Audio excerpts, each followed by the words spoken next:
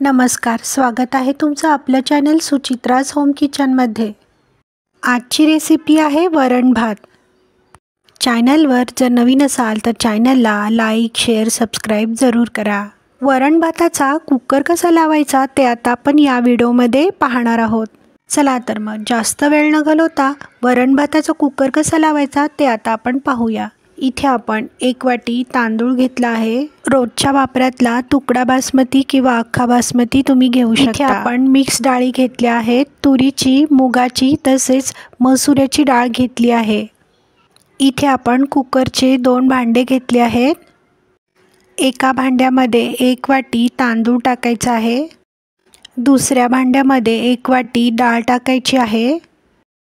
डाळ आणि तांदूळ स्वच्छ धुवून घ्यायचे आहे। नळाखालील पाण्यामध्ये डाळ आणि तांदूळ स्वच्छ धुवून घेतले आहे। 1 वाटी तांदूळला 2 वाटी पाणी टाकायचे आहे। तसेच डाळीमध्ये 1 वाटी पाणी टाकायचे आहे। भातामध्ये चवीनुसार मीठ टाकायचे आहे।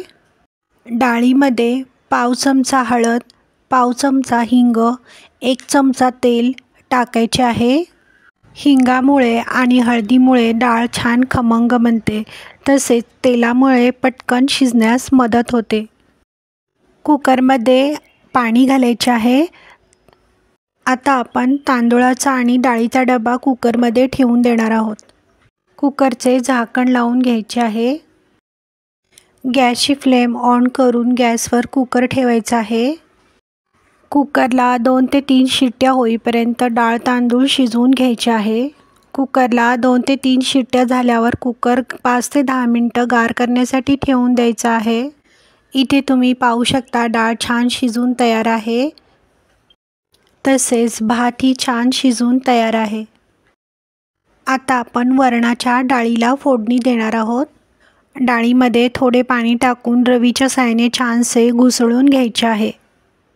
गॅसची फ्लेम ऑन करून गॅसवर कढई ठेवली आहे। कढईमध्ये तेल किंवा तूप टाकायचे आहे। तेल गरम झाल्यावर अर्धा चमचा मोहरी, अर्धा चमचा जिरं टाकायचं आहे। बारीक चिरलेला लसूण टाकायचा आहे। बारीक चिरलेली हिरवी मिरची टाकायची आहे। तसेच कढीपत्ता टाकायची आहे।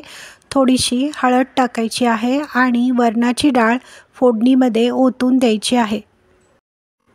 डाळीमध्ये चवीनुसार मीठ टाकायचे आहे। वरणाला छान उकळी आली आहे। फोडणीचे वरण आणि भात खाण्यासाठी तयार आहे। व्हिडिओ आवडल्यास व्हिडिओला लाईक, शेअर, सबस्क्राईब जरूर करा। कमेंट बॉक्समध्ये कमेंट करायला विसरू नका। व्हिडिओ पाहिल्याबद्दल धन्यवाद।